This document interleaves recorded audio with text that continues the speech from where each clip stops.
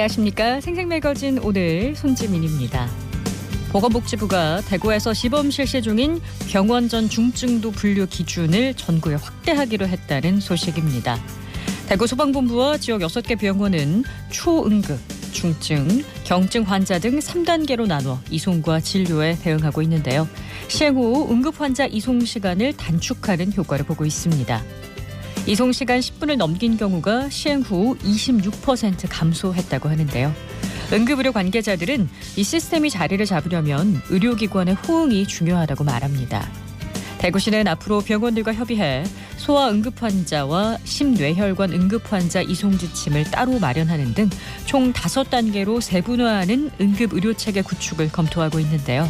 소방당국과 의료기관, 지자체 적극적인 협력으로 이른바 응급실 뺑뺑이 사고 근절할 수 있기를 바랍니다. 12월 20일 금요일 생생매거진 오늘입니다. 먼저 안동, 포항, 울릉 연결해서 그곳의 날씨와 소식 듣겠습니다. 안동입니다. 동지인 오늘도 영하권 추위가 강력하겠는데요. 현재 경북 북동산지를 포함해 북부권을 중심으로 한파 경보로 격상돼 있습니다. 낮에도 추위는 이어집니다. 안동 영하 4도, 영주 영하 6도에 그치면서 대부분 지역에서 영하권 예상되는데요. 바람도 강하게 불어 체감 온도는 영하 15도까지 곤두박질 치겠습니다. 면역력이 약한 노약자와 어린이는 가급적 야외 활동을 자제해 주시고 난로와 전기장판 사용이 늘어나는 만큼 화재 예방에도 각별히 유의하시길 바랍니다. 물문화관이 안동시에 매각되면서 K워터 안동권 지사가 올해 29일부로 안동댐 물문화관 운영을 종료합니다. 안동댐 물문화관은 월영교 등 지역 명소와 연계한 시민 개방시설로 운영돼 왔지만 공익적 활용을 이유로 지난 11월 안동시와 매매 계약을 체결해 안동시로 매각했는데요. 안동댐 월영교 옆에 위치한 물문화관은 2007년 개관한 이래 안동 지역의 대표적인 문화 전시시설로 이용돼 왔고 안동댐의 역사와 생태, 지역 문화 등을 소개하는 전시관과 더불어 수몰된 마을의 옛 모습, 또 이주민의 생활상을 살펴볼 수 있는 공간, 그리고 전망대 등의 시설을 갖추고 있고요. 또 주위에는 휴식을 취할 수 있는 전통 정자와 분수, 산책로 등으로 꾸며졌습니다. 안동시는 이번 물문화관 매입은 안동 지역의 가치와 매력을 더 널리 알릴 수 있는 기회라면서 복합 관광시설로 조성해서 안동의 대표적인 관광 명소로 자리매김할 수 있도록 내년부터 새롭게 출발하겠다고 밝혔습니다. 지금까지 안동이었습니다. 이어서 포항입니다. 절기 동지인 오늘은 추위가 절정에 달하겠습니다. 현재 포항 기온 영하 5.5도, 체감 기온은 영하 13도를 기록하고 있고요. 오늘 낮 최고 기온도 영하 2도로 종일 영하권에 머물겠습니다. 이번 추위는 내일 낮부터 차차 풀리면서 성탄절 당일인 월요일 낮 기온은 6도까지 오르겠습니다. 한편 경북 동해안 지역은 수일째 건조특보가 이어지고 있습니다. 강풍주의보도 발효돼 있는 만큼 불씨 관리 잘 해주시기 바랍니다. 울진 신한울 원전 2호기가 본격적으로 전력 생산에 돌입했습니다. 한국수력 원자력은 어제 신한울 2호기가 최초 개통 연결에 성공했다고 밝혔는데요. 이 개통 연결은 원자력 발전소에서 생산된 전기를 송전선로를 통해 일반 가정과 산업 현장에 내보내는 것으로 이번 개통 연결은 지난 9월 19일 최초 연료 장전 이후 3개월 만에 이루어졌습니다. 140만 킬로와트급의 신한울 2호기는 시운전 기간 시간당 평균 약 70만 킬로와트시의 전력을 생산하는데요. 이는 경북도 연간 가정용 전력 소비량의 27.2%에 해당하는 규모입니다. 한수원은 시운전 과정에서도 안전을 최우선으로 할 것이라며 시운전 과정을 통해 원전의 안전성을 철저하게 확인해서 내년 상반기 상업운전을 달성할 수 있도록 최선을 다하겠다고 밝혔습니다. 지금까지 포항이었습니다. 이어서 울릉입니다. 울릉도와 독도에 대설주의보와 강풍주의보가 발효 중입니다. 강한 바람과 함께 많은 눈이 내리고 있는데요. 현재까지 27.3cm의 눈이 쌓여 있습니다. 많은 양의 눈에 대비해 울릉군은 제설 작업 계속 진행 중이며 일주도로를 비롯해 주요 도로는 대부분 정상 소통되고 있습니다. 동해 중부 안쪽 먼바다에 풍랑주의보가 내려진 가운데 강한 바람과 함께 해상에 구름 많고 눈 또는 비가 내리겠습니다. 북서풍이 불며 바다의 물결은 2에서 4m로 매우 높게 일겠고요. 내일도 바다의 물결 2에서 4m로 계속해서 높게 일 전망입니다. 오늘 기상 악화로 인해 여객선 운항은 전면 통제되었습니다. 울릉도에서 전국의 아리랑이 울려 퍼집니다. 제1회 울릉도 독도 아리랑 전국 경창대회 및 제2회 울릉도 독도 아리랑 축제가 내일 울릉군 한마음회관 대공연장에서 열립니다. 이번 전국 경창대회는 사단법인 울릉도 아리랑 보존회가 주최하며 대한민국 전 지역에서 파생되고 있는 아리랑과 울릉도의 소리인 울릉도 독도 아리랑을 널리 알리기 위해 개최됐는데요. 이날 경창대회와 울릉도 독도 아리랑 축제가 함께 열려 울릉도 현지에서는 쉽게 접해보기 어려운 정선, 진도, 밀양, 영천, 대구, 상주, 성주, 제주도 아리랑 등 전국 각처 토속민요 아리랑을 선보입니다. 주민들의 애환과 희로애락을 소리로 표현한 울릉도 독도 아리랑 공연에 많은 관심 바랍니다. 지금까지 울릉이었습니다.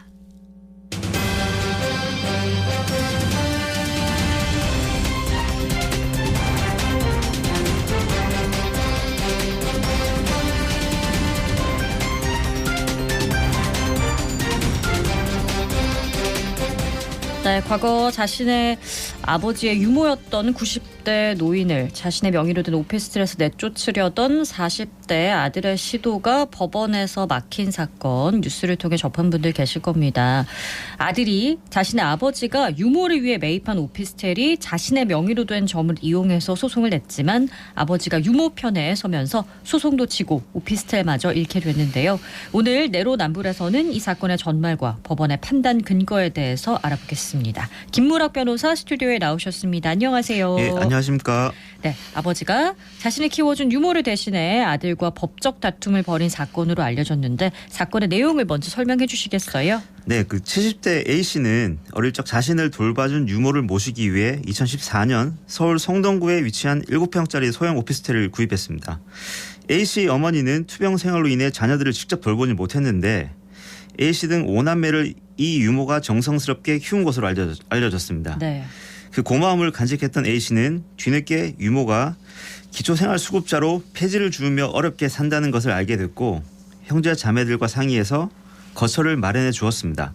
다만 A씨는 오피스텔 명의를 아들 B씨 이름으로 했는데 이는 유모가 사망하면 자연스레 오피스텔이 아들이 소유가 되도록 하려는 의도라고 알려졌습니다. 네. 그런데 7년이 지난 2021년 40대 아들 B씨는 돌연 유모를 상대로 소송을 제기했습니다.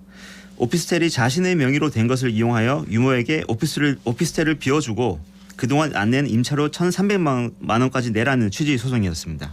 그러니까 유모가 아들 입장에서 보면은 아버지를 키워주신 친할머니와도 같은 분인데 그런 분을 쫓아내고 오피스텔을 차지해야 할 특별한 사정이 있었나요? 예, 그 아들 B씨는 전문직에 종사하는 것으로 알려졌습니다.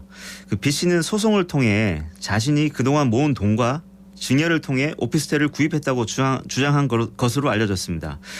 전문직에 종사한다고 언제나 경제적으로 여유롭다고 할 수는 없고 아버지 A씨와의 불화가 생겨 감정적으로 소송을 제기했을 수도 있겠으나 네.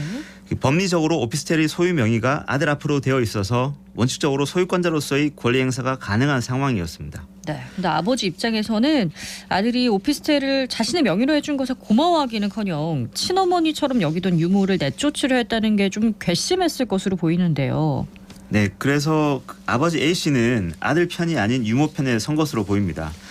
A씨와 유모는 혈연 관계가 아니어서 유모의 소송을 대리할 수 없게 된 것을 알게 되자 네. A씨는 대한법률구조공단에 도움을 청했고 공단의 도움으로 A씨는 유모의 성년 후견인으로서 선정되어 그 유모를 위해서 소송 행위를 할 수 있게 되었습니다. 성년 후견 제도란 질병, 장애, 노령 등의 사유로 인해 정신적 제약을 가진 사람들이 존엄한 인격체로서 주체적으로 후견 제도를 이용하고 자신의 삶을 영위해 나갈 수 있도록 마련된 것인데 네. 성년 후견인은 피후견인의 포괄적인 대리인이 된다고 보시면 됩니다. 그 유모는 90대의 노인으로서 치매를 앓고 있어서 아들 B씨가 제기한 소송에 대응할 수 없는 상황이었는데 네. 아버지 A씨는 법률구조공단의 도움으로 유모를 위한 성년 후견인으로 선정되어서 아들 B씨와 유모 사이의 소송에서 주도적으로 참여하게 된 것입니다. 네. 그럼 소송은 어떻게 진행이 됐을까요? 예, 아들이 제기한 소송은 오피스텔이 자신의 소유인데 그 유모가 자신과 임대차 계약을 체결하지도 않은 채 무단으로 오피스텔에서 살고 있으므로 자신에게 인도하라는 내용입니다. 네. 오피스텔과 같은 부동산의 소유권은 등기부의 소유자로 기재된 사람에게 있다고 강력하게 추정됩니다. 오피스텔 등기부에 아들 B 씨가 소유자로 기재되었으므로 네. 그 유모와 아버지 A 씨 입장에서는 오피스텔이 소유 명의만 아들에게 되었을 뿐 실질적인 소유권자는 아버지 A 씨라는 점을 입증해야만 하는 상황이었습니다. 네. 아버지 A 씨는 오피스텔 구입 당시에 거래를 중개한 공인중개사 오피스텔의 전 소유자인 매도인에게 법정 증언을 부탁했고 공인중개사와 매도인은 실질적인 매수인은 아버지 A 씨였고 매매 대금도 전부 아버지 A 씨가 부담했다고 증언하였습니다. 오피스텔의 소유 명의만 아들 앞으로 해두고 실질적인 소유권은 아버지에게 있다. 이게 법적으로는 어떤 의미가 있나요? 앞서 잠깐 말씀드렸지만 부동산의 소유권은 누가 등기부에 소유권자로 등재되었는지 여부로 판단합니다. 그런데 세금 문제나 강제 집행을 피할 목적으로 실제 소유권을 가진 사람이 아닌 다른 사람 명의로 등기가 되는 경우가 있습니다. 네. 즉 실질적인 소유권자와 등기부상 소유 명의자가 다르게 되는 경우인데 소유 명의를 다른 사람에게 믿고 맡긴다는 의미에서 이러한 유형의 계약을 명의 신탁이라고 합니다. 명의 신탁이요. 이러한 명의 신탁은 탈세나 부동산 투기 등에 이용되는 경우가 많아서 부동산 실명법은 명의 신탁 당사자들을 형사처벌하도록 규정하고 있습니다. 또한 명의 신탁에 따라 수탁자, 즉 형식적인 소유 명의자 앞으로 된 등기 역시 무효라고 규정하고 있습니다. 이 사건의 경우에 아버지 A 씨가 아들 B 씨에게 오피스텔의 명의를 신탁하였으므로 네. 아들 B 씨 명의 소유권 이전 등기는 무효여서 아들은 소유권자가 아니므로 유모를 상대로 오피스텔의 인도를 청구할 근거가 없다고 유모와 아버지 A 씨는 법원에 주장한 것입니다. 네. 그런데 명의 신탁을 하면은 형사 처벌이 된다고 하셨잖아요. 그럼 아버지 입장에서 명의 신탁을 주장하기에 좀 곤란할 수도 있었겠네요. 네, 아버지 A 씨는 어쩌면 자신의 범죄 행위를 자백하는 내용의 소송 행위를 한 것인데 네. 또한 아버지 A 씨가 그 증언을 부탁한 공인중개사 매도인 역시 명의신탁 범죄의 방조범으로 처벌될 수 있는 상황에서도 네. 이를 무릅쓰고 증언을 하였습니다. 민사재판 과정에서 범죄 행위가 노출되더라도 재판부에서 별도의 고발을 하지 않는 게 보통인데 다행히 이 사건의 담당 재판부에서 아버지 A 씨에 대한 별도의 법적 조치를 취하지 않은 것으로 보입니다. 그럼에도 아들에 대한 분노와 야속함이 아버지 A 씨의 소송 행위를 통해 그대로 드러난 것으로 보입니다. 네.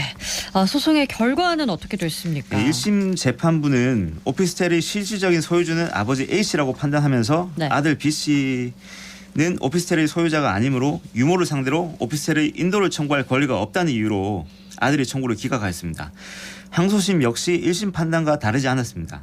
아들 B 씨는 전문직으로 일하면서 모은 돈과 대출금으로 오피스텔 매수 대금을 마련했다고 주장했지만 네. 공인중개사와 오피스텔 매도인의 법정 증언과 그 매수 대금의 출처 및 오피스텔에 부과된 세금과 관리비를 아버지가 부담하였다는 점을 종합해 보면 오피스텔은 아버지 A 씨가 매수한 것이지만 A 씨 사후 자연스럽게 아들 B 씨에게 소유권이 이전되게 할 목적으로 소유 명의만 아들 앞으로 해둔 것이어서 아버지와 아들 사이에 오피스텔의 소유 명의를 아들 앞으로 해두기로 하는 명의신탁 약정이 있었다고 본 것입니다. 이에 따라 이루어진 아들 B 씨 명의의 오피스텔 소유권 등기는 무효여서 아들은 오피스텔 소유권자가 아니므로 유모를 상대로 오피스텔의 인도를 청구할 권리가 없다는 취지입니다. 그렇군요. 세금과 관리비도 아버지께서 계속 부담을 하고 있는 상황이었네요. 그러니까 아버지가 별도로 아들을 상대로 소유권 이전 등기 말소 청구 소송을 제기했다면서요. 네, 아버지는 오피스텔 매매 계약을 체결하면서 자신이 오피스텔을 하는 것임에도 네. 매도인에게 소유 명의를 아들 B 씨 앞으로 해달라고 네네. 한 것인데요. 이러한 경우 앞서 말씀드린 대로 아들 명의의 소유권 이전 등기는 무효입니다. 아들 명의 소유권 이전 등기가 무효이므로 오피스텔의 소유권은 아버지와 매매 계약을 체결한 전 소유권자인 매도인에게 여전히 있습니다. 조금 어려운 이야기일 수도 있는데 아버지 A 씨는 소유권자인 매도인에게 매매 계약의 당사자로서 오피스텔의 소유권 이전을 청구할 권리가 있고 네. 매도인은 자신의 소유인 오피스텔에 무효의 등기를 하고 있는 아들 B 씨에게 네. 등기 말소를 청구할 수 있습니다. 요약하자면 아버지 A 씨는 전 소유권자에게 오피스텔의 소유권을 이전해 달라는 권리가 있고 전 소유권자는 아들 B 씨에게 등기를 말소해 달라는 권리가 있는데 네. 아버지 A 씨는 전 소유권자인 아들 B 씨에 대한 권리를 대신해서 행사하는 형식으로 아들을 상대로 직접 등기 말소 청구 소송을 제기한 것입니다.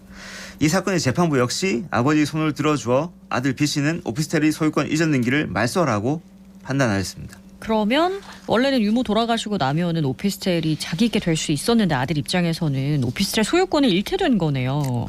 네, 아들 B 씨는 결과적으로 오피스텔의 소유 명의를 아버지에게 이전해야 될 것으로 보입니다. 덕분에 아버지의 유모는 여생을 오피스텔에서 보낼 수 있을 것으로 보입니다.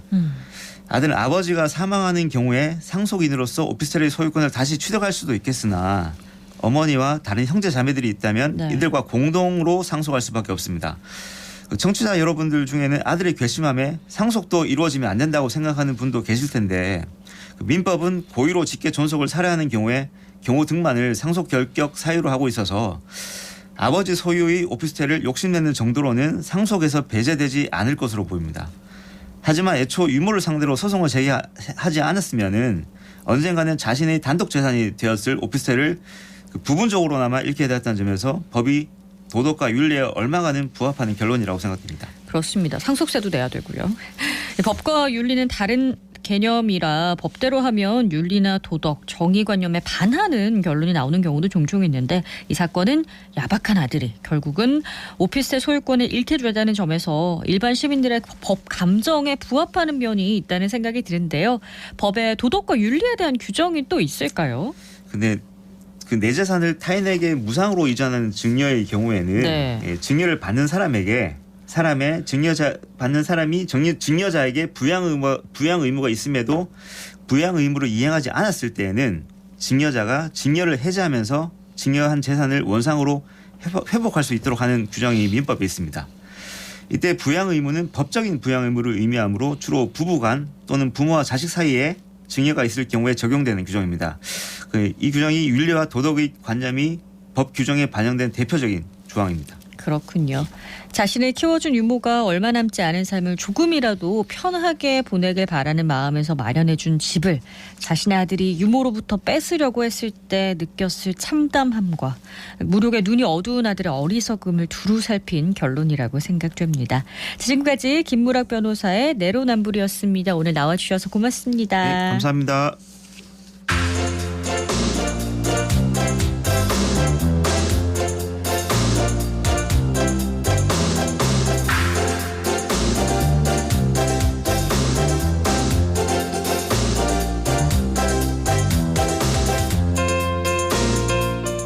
네, 오늘은 밤이 가장 길고 낮이 가장 짧은 달 동지인데요.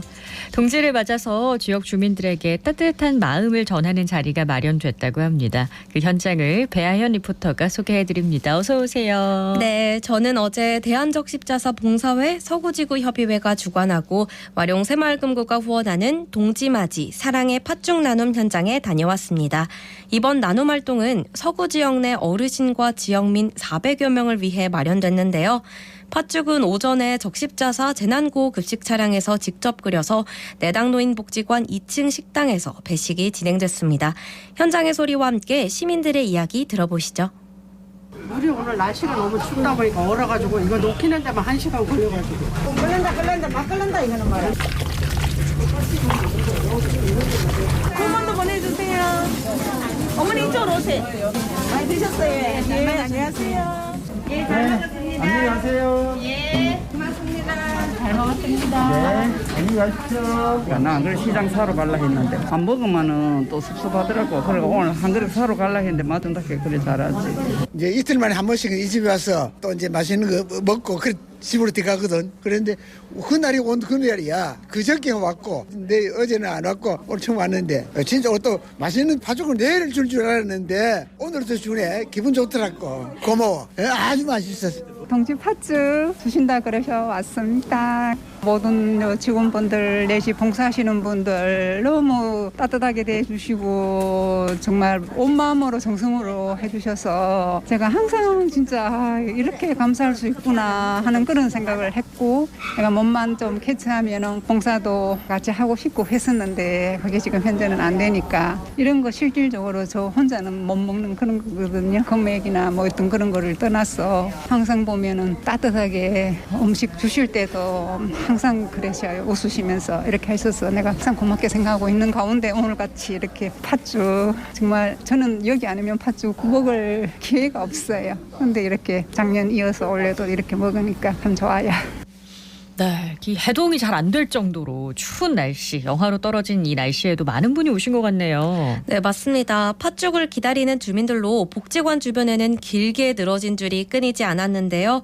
이번 행사는 대한적십자사 서구협의회를 비롯해 와룡 새마을금고 적십자 봉사회와 ESG 봉사원들이 함께 마련한 자리로 봉사원들도 현장 곳곳에 정말 많이 있었습니다.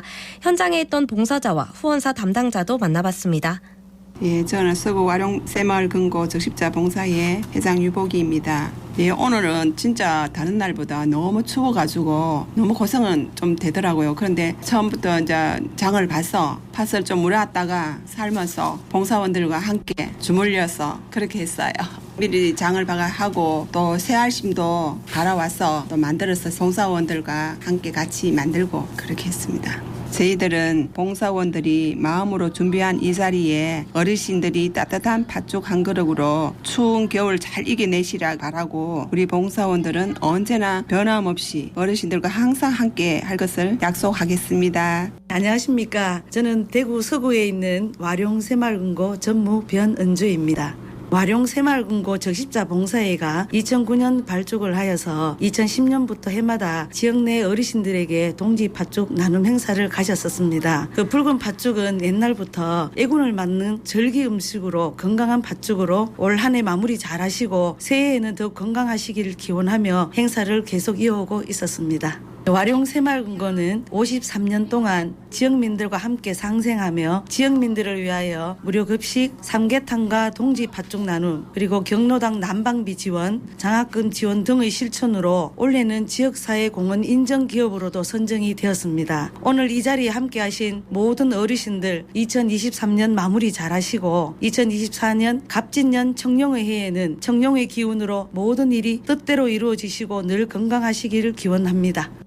네, 연말을 맞아서 아주 다양한 나눔 행사들이 진행되고 있죠? 네, 그렇습니다. 대한적십자사 서구협의회는 팥죽 나눔 행사가 있기 전날에도 동절기 김장 나눔 행사도 진행했다고 하는데요. 이외에도 지역 어르신 국수 나눔, 사랑의 반찬 나눔 등 다양한 사회공헌 활동을 펼치고 있습니다. 또 서구의 어려운 이웃들의 결식을 예방하고 소외된 이웃이 없도록 노력하겠다는 마음도 전했습니다. 마지막으로 담당자의 목소리입니다. 안녕하세요. 대구 적십자 서구협의회 회장 변금희입니다. 대구 적십자는 9개 구군이 있는데 우리는 서구지구협의회 소속입니다. 봉사는 복지관에 들어가는 것도 있고 우리 팥죽 봉사, 김치도 담그고 그 삼계탕도 여름에는 하고 그런 걸 주로 하고 있습니다.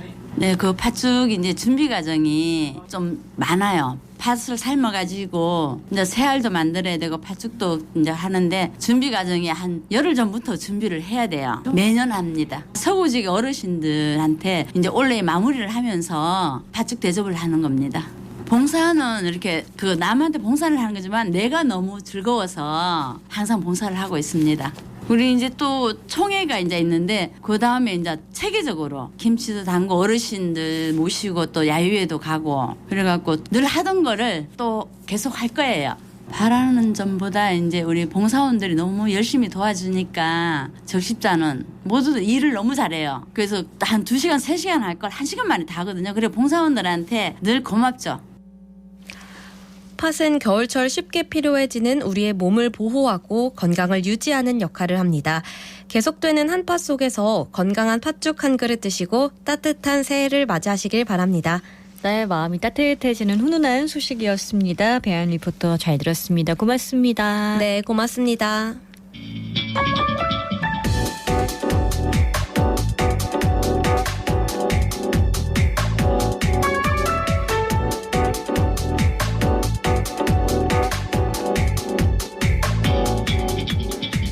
묻고 듣고 생각과 마음을 나누는 방송. 지금 여러분께서는 대구 경북을 보고 듣는 생생 매거진 오늘을 함께하고 계십니다.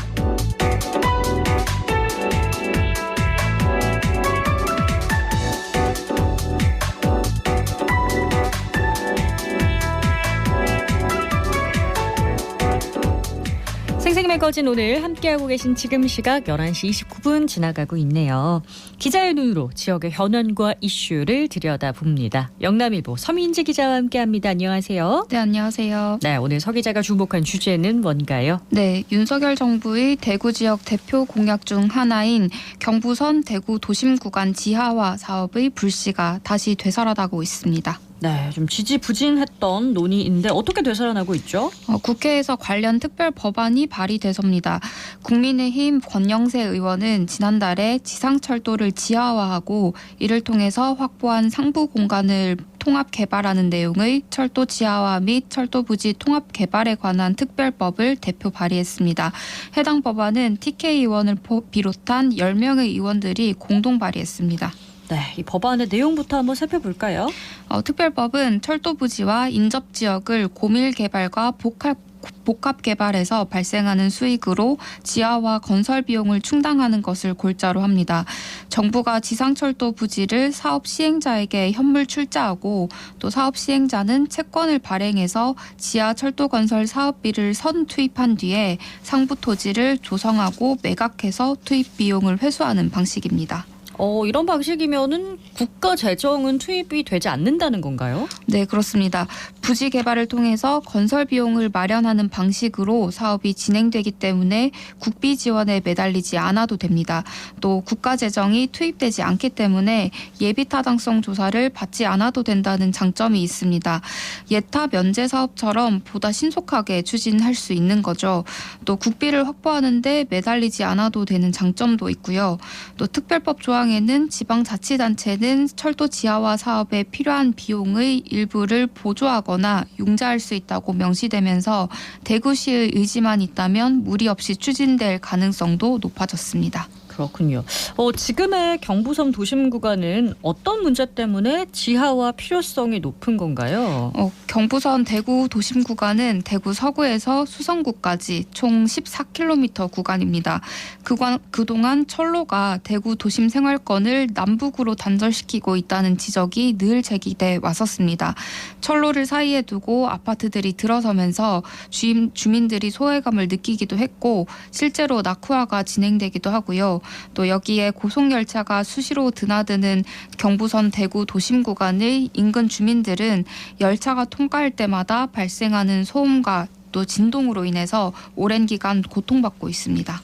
민원이 생긴 지가 좀 오래됐네요. 그래서 지하화 필요성이 아주 예전부터 제기가 되어 온 건가 봐요. 네, 30여 년 됐습니다. 네. 지하화가 처음 논의된 건 1990년인데요. 당시 정부는 KTX 경부 고속철도 기본 계획을 세우면서 대구 도심 구간을 지하화하기로 했지만 1995년에 번복됐습니다.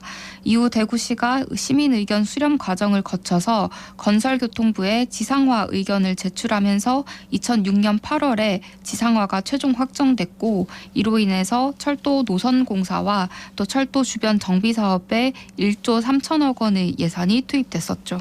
네, 엄청난 예산이 투입돼서 진행이 된 건데 다시 지하화의 필요성이 대두된 이유는요? 해당 구간의 슬럼화와 또 진동 소음 등의 문제가 다시 불거지면서입니다. 2016년 치러진 제20대 총선에서 새누리당이 대구 지역 공약으로 경부선 지하화 카드를 다시 꺼내 들었고요. 또 2017년 제19대 대통령 선거와 2021년 제21대 총선에서 당시 여당이었던 더불어민주당도 가세하면서 여야가 모두 경부선 지하화를 공약으로 내거는 상황이 펼쳐졌습니다. 네, 여야 할 것 없이 정치권에서 공약이 남발이 됐는데 정작 이루어진 건 없는 이 상황에 시민들의 실망감이 컸겠습니다. 네, 대구 시민의 수건 사업인 경부선 지하화가 실현될 수 있을 것이라는 기대감은 고조됐는데 차일피일 미뤄지면서 지역민의 실망감만 커진 모양새가 됐습니다. 네, 이렇게 지역민의 열망은 큰데 정작 실현되지는 못했던 이유가 있을 것 같아요. 네, 항상 발목을 붙잡은 건 수조 원에 이르는 사업비였습니다. 앞서 대구시는 2017년에 경부선 지하화 사전 타당성 조사 결과 사업비가 무려 8조 원에 달해서 사업 자체를 아예 장기 과제로 전환한 적이 있습니다. 또 게다가 경부선 지하화는 윤 대통령의 대구 지역 7대 대선 공약에 포함됐음에도 불구하고 국토교통부는 지자체별로 건의하는 노선별 지하화 사업을 채택하기 곤란하다는 입장을 밝히기도 했습니다.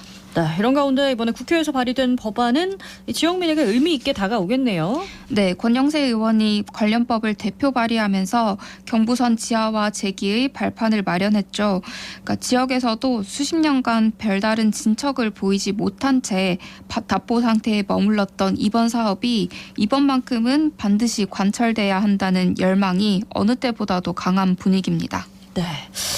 그러면 해당 법안 어느 정도 진척이 됐을까요? 지난 19일에 국회 국토교통위가 철도 지하화 특별법을 법안 소위에서 의결했습니다. 도심 구간 철도 지하화의 물꼬 정도는 트임셈이 됐습니다. 네, 이 사업을 추진하기 위해서는 정부와의 공감대 형성도 필요할 것 같은데 어떨까요? 네, 물론 정부에서도 움직임이 있습니다. 원희룡 국토교통부 장관은 최근 퇴임을 앞두고 윤석열 대통령에게 4대 현안을 보고했는데 이 4대 현안 안에 철도 지하화도 포함이 됐습니다. 정부 차원에서 철도 지하화 사업 추진에 의지를 드러낸 거죠. 또 권영세 의원의 대표 발의법도 현재 정부와 협의된 상태인 것으로 알려집니다. 네, 총선이 다가오고 있잖아요. 지역 정치권에서도 이 총선 공약에 이 문제를 포함시키기 위한 움직임이 좀 있겠는데요. 네, 그런 움직임이 포착됩니다. 우선 국민의힘 대구시당은 대선과 지방선거 공약에도 철도 지하화 사업이 포함됐던 만큼 이번에도 면밀히 검토하겠다는 입장입니다. 또 더불어민주당 대구시당 역시 2020년 치러졌던 제21대 총선에서 경부선 지하화를 공약으로 내세운 바 있는 만큼 이번에도 이 사업을 공약으로 긍정적인 검토 중입니다. 네. 그런데 과거에도 정치권에서 선거철마다 경부선 지하화 공약을 던졌지만 결국 실현이 못 된 이런 상황이잖아요. 지금까지. 이번에는 공수표에 그쳐서는 안 될 텐데요. 네, 무엇보다도 실천이 가장 중요합니다. 과거 치러진 선거에서도 또 앞으로 치러질 선거에서도 수십 년째 공약에 포함되고 있다는 것은 이후 여하를 막론하고 정치권이 유권자와의 약속을 실천하지 않았다는 반증입니다. 그동안 보수 정당은 텃밭이라는 이유로 또 민주당 계열의 정당은 험지라는 이유로 각각 공약을 내놓기만 하고 실질적인 사업 추진에는 미온적이었던 게 사실입니다. 따라서 공약을 세우거나 발표할 때는 구체적인 재원 방안 마련이나 또 실천 계획을 함께 공개를 해야 된다는 지적이 나옵니다. 그렇습니다. 지하화 사업이 이루어진다면 지상부지 개발은 어떤 식으로 진행될지도 관심이겠네요. 네, 시민 관심이 큰데요. 일단 기대 효과를 설명한다면 경부선을 지하화하면 도시 기반 시설의 입체화와 또 복합화를 통한 도시 구조의 일대 혁신이 이뤄집니다. 단절된 도시 공간의 통합으로 네. 시민의 생활 반경도 15분 거리 이내로 좁혀지고요. 또 노후 도시 기반 시설의 첨단화 효과는 덤입니다. 개발 사업성은 갖췄나요? 대구 도심을 지나는 그 경부선 구간 14km 가운데 동대구역과 또 서대구역 그 역세권 개발은 어느 정도 사업성을 갖췄다는 평가가 나옵니다. 특히 그 동대구역의 경우에는 네. 대구 교통이 집결지이고 또 벤처밸리와 금융시설 등이 밀집해 있는 공간인데요. 그런 것에 비해서 오피스나 또 지원시설 같은 비즈니스 공간이 부족하다는 지적이 잇따랐습니다. 또 미래교통수단인 UAM의 대구 결절점도 동대구역이 점을 감안한다면 향후 민간 투자 유치에는 문제가 없다는 분석입니다. 네, 그러면 역세권을 제외한 다른 구간은요? 네, 3개 역세권을 제외한 나머지 선형 구간이 사실 문제입니다. 철도는 역을 중심으로 주변 환경과 연계되기 때문에 역과 역 사이는 그저 역을 연결하기 위한 단순 기능에 불과한 경우가 많습니다. 그래서 역세권을 제외하면 거주 공간으로서는 대부분 기피 지역에 가까운데요. 투자로 수익성을 보장받기는 힘든 셈입니다. 그렇다면 어떤 방식으로 개발을 해야 할까요? 전문가들은 선형 부분을 오픈 스페이스로 개발해야 된다고 조언을 하는데요. 건물이 거의 없는 상태로 공원과 녹지를 포함한 녹지 공간으로 만들어야 한다는 거죠. 또 민간 투자를 이끌어내기 위한 공공의 역할도 중요하겠습니다. 특별법이 제정되면 사업 추진의 기본 권력은 갖춰지지만 수익성을 담보하기가 힘들어집니다. 그렇기 때문에 민간의 구미를 발전기를 당길 마중물 사업이 필요하고 또 이 민간 투자를 이끌어낼 모멘텀은 공공에서 만들어내야 한다는 게 전문가들의 시각입니다.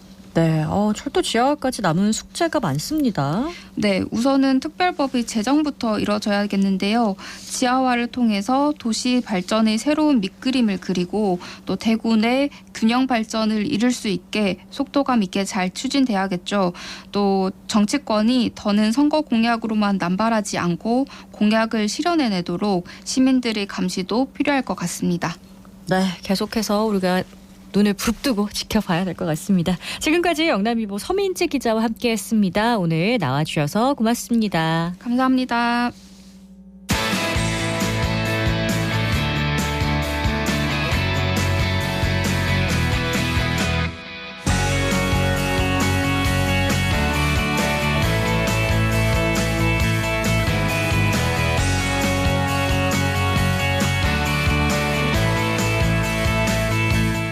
생생한 스포츠 현장 속으로 들어갑니다. 생생스포츠 대구신문 석재윤 기자와 함께합니다. 안녕하세요. 네, 안녕하십니까. 네, 야구 소식부터 살펴볼까 합니다. 드디어 삼성이 외국인 선수와의 계약을 발표했습니다. 네, 그렇습니다. 삼성은 지난주 금요일 오후 일본 NPB 세이브 라이온스에서 뛰었던 내야수 데이비드 맥키논과 계약을 맺었다고 발표했습니다. 네, 어떻게 지난주 오전에 감감무소식이라고 하자마자 당일 오후에 발표를 해버리네요. 네, 그러게요. 제가 좀 참을성이 다소 부족했던 것 같습니다. 기대감을 심어준 거겠죠. 자, 맥키논 어떤 선수인지 좀 알려주시죠. 네, 94년생으로 29세의 맥키논은 신장 188cm 그리고 이제 몸무게 90kg의 체격 조건을 갖춰서 힘과 순발력이 아주 뛰어나다고 합니다. 네, 신장과 체중 면에서 아주 멋진 선수인데 메이저리그에서 활약했던 선수는 아니죠. 네, 메이저리그 성적은 초라한 편인데요. 네, 2022년 단 1년 동안 출전한 데 그쳤는데요. 50타수 7안타로 이제 타율 1할 4푼에 6타점, OPS 0.368을 기록한 데 그쳤습니다. 네, 메이저리그 기록만 보면 좀 기대를 할 수 있을까라는 생각이 드는데 어떤 부분에서 이 선수의 장점을 확인할 수 있을까요? 네, 같은 해 마이너리그 성적과 일본에서의 성적이 돋보이는데요. 2022년 트리플 A 이제 79경기에 출전해서 289타수 92안타로 타율 3할 1푼 8리 15홈런 54타점 53득점 이제 출루율 4할 1푼 6리 장타율 5할 8푼 5리를 기록했습니다. 타율과 출루율의 갭이 1할에 가깝고 장타력도 보여준 바 있습니다. 트리플 A 성적이 괜찮네요. 일본에서는요? 네, 2023 시즌에는 이제 세이브 라이온스에서 이제 127경기에 출전해 이제 464타수 120안타로 이제 타율 2할 5푼 9리 15홈런 50타점 50득점 출루율 3할 2푼 7리 장타율 4할 1리를 기록했습니다. 대체 선수 대비 승리 기여도는 이제 2.1이었고요. 근데 트리플 A랑 비교를 했을 때 생각보다 타격 성적이 좀 저조해 보이거든요. 네, 또 겉으로는 그렇게 보일 수가 있는데요. 네. 하지만 이제 올해 일본의 퍼시픽 리그는 이제 투고 타저가 극심했던 리그였습니다. 그 증거로 이제 맥키논의 성적이 이제 같은 리그 외국인 타자들 중 두 번째였습니다. 리그 전체에서도 10위권이었고요. 자, 이렇게 일본에서 활약했던 선수를 삼성이 어떻게 영입을 하게 된 건가요? 네, 일단은 이제 재정 상황이 넉넉치 않았던 세이브 구단이 이제 맥키논이 만족할 만한 조건을 제시하지 않은 것으로 보입니다. 그 틈새를 이제 삼성이 적극적으로 파고들어서 신입 외국인 최대 한도인 100만 달러를 이제 풀 베팅해서 이제 영입에 성공한 것으로 보입니다. 여기에 일본 팀의 이제 불리한 엔저 현상도 이제 세이브와의 경쟁이 가능했던 요인이기도 했다고 합니다. 그렇군요. 그런데 그러고 보니까 이름이 세이브 라이온스에서 삼성 라이온스로 등재를 옮긴 거네요. 네, 그렇죠. 어떻게 보면 이제 한국의 라이온즈가 일본의 라이온스를 좀 이긴 셈이죠. 네, 팬들이 좋아할 것 같습니다. 자, 맥키논의 주 포지션은 어딘가요? 네, 1루를 가장 잘 지키는 것으로 이제 나와 있지만 3루도 이제 가능하다고 합니다. 이 점에서 이제 삼성 내야 운영에 좀 유연성을 가져다 줄 것으로 보입니다. 1루와 3루면 오재일 선수, 류지혁 선수와 직접적으로 경쟁을 펼치게 되겠네요. 네, 그렇죠. 이제 류지혁 선수도 이제 멀티자원이니까 이제 부담이 덜하겠지만 이제 문제는 오재일 선수죠. 이제 1루 수비만 가능한 데다가 이제 올해 최악의 부진을 보였으니까 아무래도 위협이 될 수밖에 없을 것으로 보입니다. 오재일 선수가 내년이 삼성과의 계약 마지막 해라고요? 네, 이제 4년 계약을 맺으면서 이제 삼성에 입단했던 오재일 선수도 이제 어느덧 계약 마지막 해를 앞뒀습니다. 내년에 잘 해야 삼성과 추가로 계약을 맺을 수 있겠어요. 네, 맞습니다. 하지만 내년 역시 올해처럼 부진할 경우 내후년에는 이제 삼성 유니폼을 입은 오재일 선수를 볼 수가 없게 되겠죠. 네. 자, 이어서 프로축구 소식 살펴보겠습니다. 대구 FC 내년 시즌 준비 한창이라고요. 네, 그렇습니다. 이제 대구는 FA 자원들과의 계약 문제와 이제 전지훈련 준비로 연말임에도 이제 바쁜 나날을 보내고 있는 것으로 알려졌습니다. 네, 전지훈련 어디로 떠나게 되나요? 네, 대구는 이제 코로나 이전에는 중국 쿤밍에서 주로 전지훈련을 치르곤 했는데요. 네. 이번엔 1월 8일부터 31일까지 태국 치앙라이에서 이제 1차 동계훈련을 진행한다고 합니다. 태국 치앙라이. 근데 이번에 태국으로 좀 많은 팀들이 향하는 것으로 알려졌더라고요. 네, 그렇습니다. 이제 K리그 1에서는 이제 광주와 인천이 치앙마이로 향하고요. FC 서울은 후아힌으로 간다고 합니다. K리그 2에서는 이제 수원 삼성과 서울 이랜드, 전남 드래곤즈, 충북 청주가 방콕으로 향합니다. 경남 FC, 성남 FC, 부천 FC는 치앙마이로, 부산 아이파크가 후아힌, FC 안양, 천안 시티가 촌부리로 향할 예정입니다. 네, 이게 상당히 많은 구단들이 태국을 찾는 이유가 있을까요? 아무래도 이제 기후가 따뜻한 데다가 전현직 선수들이 익숙한 것도 무시할 수 없는 것으로 보입니다. 이제 대구만 하더라도 이용래 플레잉 코치가 치앙라이에서 이제 선수 생활을 하게 됐었으니까요. 아, 그렇군요. 아, 그리고 2차 전지 훈련은 국내에서 진행이 된다고요? 네, 그렇습니다. 이제 대구는 태국에서 귀국한 뒤 개막 일주일 전까지 약속의 땅 경남 남해에서 2차 동기훈련을 이제 진행할 예정입니다. 네, FA 선수들과의 계약은 어떻게 되어 가나요? 네, 한국 프로축구연맹에 따르면은 올해를 끝으로 FA 자격을 취득하는 국내 선수는 총 298명입니다. 이들 중 이제 대구 소속 선수들로는 이용래, 이준희, 홍정훈, 최영은, 김영준, 박재경, 서도엽, 신한결, 손승우, 이종훈, 최민기, 김동현, 김리관, 박재현 등 총 14명이 있습니다. 상당히 많은 숫자로 보이는데 이들 중에 계약이 유력한 선수가 있을까요? 네, 우선 K4 출신 공격수 김영준 선수는 계약 연장 옵션이 있었는데 이를 발동해서 내년에도 대구에서 뛴다고 합니다. 그리고 이제 플레잉 코치 신분인 이용래 선수도 내년에 대구에서 마지막 투혼을 불사를 것으로 지금 보입니다. 네, 그러면 방금 말씀해주신 2명 외에는 미지수인가요? 그리고 이들 중 상당수는 아마 다른 팀으로 향할 것으로 보입니다. 아, 그렇군요. 이 중에 홍정훈 선수와 최영은 선수는 주전급 선수들 아닌가요? 네, 맞습니다. 구단은 두 선수 모두를 잔류시키겠다는 입장이었는데요. 그리고 보니까 어제 최영은 선수가 이제 계약이 발표돼서 2년 연장이 됐습니다. 하지만 이제 홍정훈 선수는 아직 결정된 바가 없다고 하는데요. 향간에는 이제 홍정훈 선수가 적잖은 관심을 받고 있어서 내년에도 대구 유니폼을 입을지는 알 수 없다고 합니다. 계약이 잘 됐으면 좋겠네요. 자, 이어서 프로농구 소식 살펴보겠습니다. 한국가스공사가 드디어 연패를 끊어냈죠. 네, 대구한국가스공사 페가수스 농구단은 이제 지난 16일 토요일 대구체육관에서 열린 창원 LG 세이커스와의 홈 경기에서 88대 69로 승리하면서 연패에서 벗어났습니다.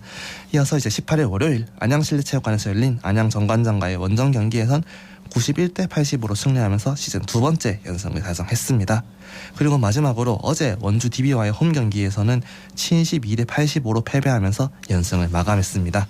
이로써 가스공사는 한 주 동안 치른 이제 3경기에서 2승 1패를 기록해 5할 승률 이상을 달성했습니다. 네, 지난주에 이어서 이 가스공사가 점점 컨디션이 올라오고 있나 봅니다. 네, 그렇습니다. 이제 어제 경기까지 포함해서 최근 치는 7경기에서 이제 4승 3패 중인 가스공사는 확실히 이제 기세가 올랐다고 해도 과언이 아닌 것 같습니다.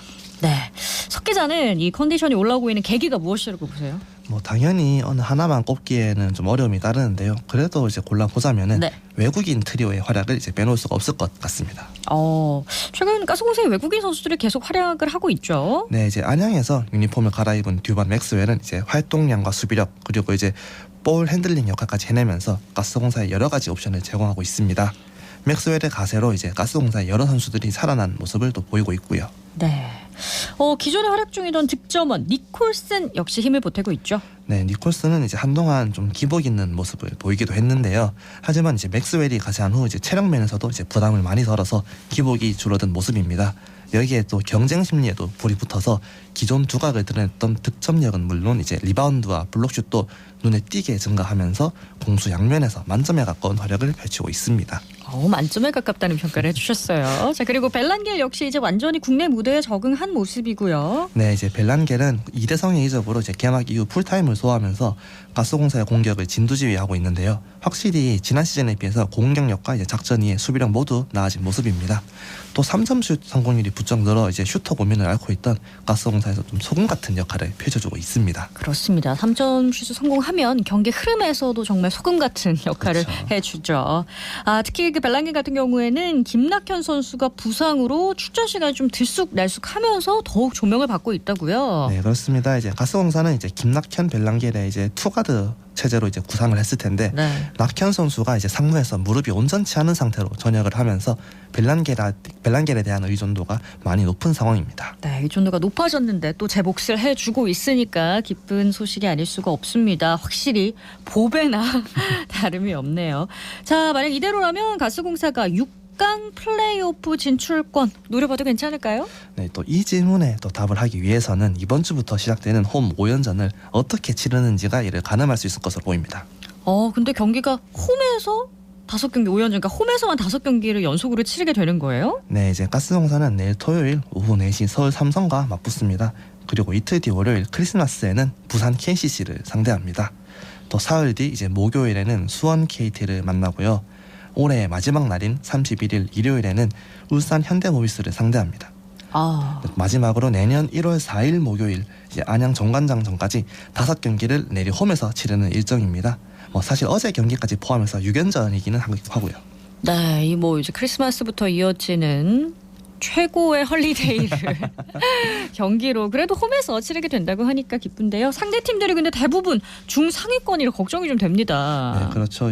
그래서 5연전의 결과가 중요해 보입니다. 또 여기서도 5할 이상의 승률을 거두게 되면은 이제 정말 본격적으로 중위권 다툼을 벌일 수 있다고 보고 있습니다. 네, 희망적인 전망을 보여주면 좋겠는데, 자, 가스공자의 선전을 위해서는 어떤 선수가 활약을 해줘야 할까요? 네, 외국인 선수들과 김낙현 선수는 이제 상수로 활약을 하고 있으니까 최근 주춤했던 이제 신승민 선수나 기복을 보이고 있는 이대현 선수가 꾸준히 활약해주기만 한다면은 충분히 승산이 있을 것으로 보고 있습니다.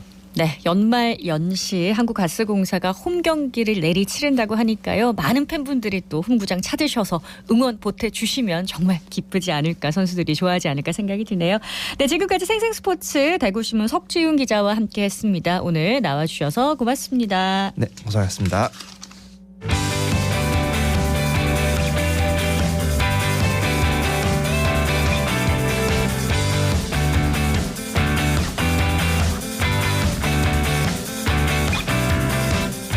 클릭 정보 클립.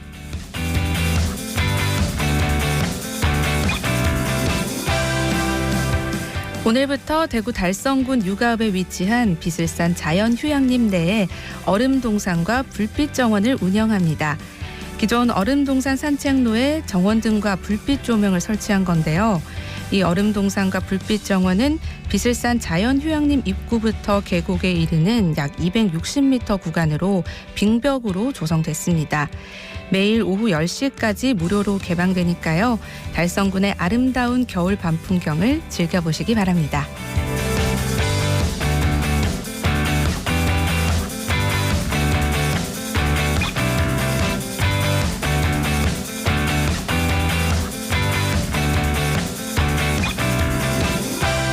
오늘부터 사흘간 서문 야시장과 칠성 야시장에서 크리스마스 특별 행사가 열립니다. 서문 야시장에서는 연말 운수대통 이벤트 서문 가요제 본선, 밴드와 뮤지컬 팀의 공연이 펼쳐지고요. 칠성 야시장에서는 23일과 24일 이틀간 크리스마스 마켓을 통해 다양한 제품 판매를 비롯해 미니트리 만들기도 진행됩니다. 지역 음악가들의 캐롤 공연도 함께 열린다고 하니까요. 지역을 대표하는 야시장에서 특별한 크리스마스의 추억 만들어 보시기 바랍니다.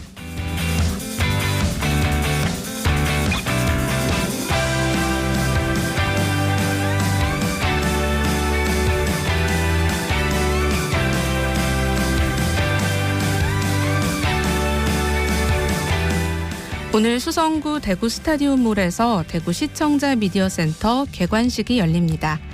시청자 미디어 센터는 전 국민의 미디어 역량 강화를 위해 시청자 미디어 재단에서 운영하는데요.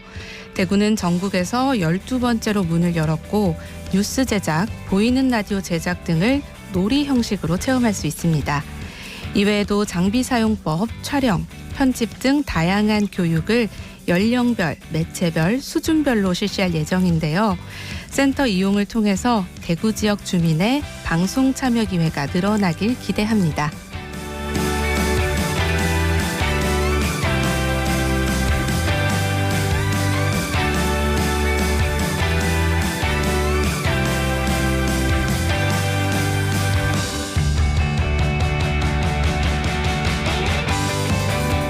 대구미술관은 12월 마지막 주에 에브리데이 크리스마스 이벤트를 엽니다. 12월 25일부터 31일까지 휴관일인 26일을 제외하고 대구미술관을 방문하면 무료 입장이 가능한데요. 렘브란트 17세기의 사진가전을 비롯한 4개의 전시를 관람할 수 있습니다. 내일 오후에는 현악 4중주 팀인 앙상블 소리, 호두까기 인형 모음곡, 크리스마스 캐럴 등을 들려주고요. 이외에도 스케줄러 증정 이벤트, 즉석사진 이벤트 등 풍성한 내용이 준비되어 있습니다. 연말에는 미술관 나들이 떠나보시는 건 어떨까요?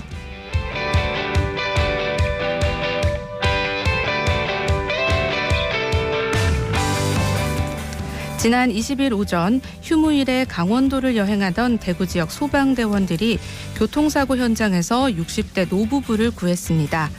대구 소방에 따르면 서부소방서 문교범 소방이 등 4명의 구조대원은 고성군의 한 도로에서 교통사고가 난 것을 보고 차를 세우고 현장으로 달려가 차량에 갇혀있던 노부부를 구조한 후 출동한 구급대원에게 인계했다고 하는데요. 언제나 타인의 안전을 위해 힘써주시는 소방대원들에게 존경과 감사의 마음을 전합니다. 지금까지 클릭 정보 클립 서유리였습니다.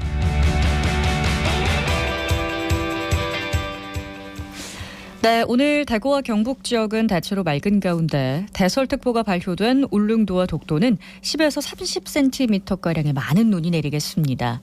낮 기온은 영하 6도에서 0도 분포로 한낮에도 영하권에 매우 추운 날씨가 이어지겠습니다. 이번 강추위는 내일까지 계속되겠고요. 낮부터 차차 기온이 오르겠지만 당분간은 평년보다 낮은 기온 분포를 보이겠습니다. 내를 중심으로 한파주의보와 함께 건조주의보도 발효 중입니다. 화재 예방에 각별한 주의 부탁드립니다. 생생매거진 오늘이 준비한 순서는 여기까지입니다. 지금까지 아나운서 손지민이었습니다. 고맙습니다.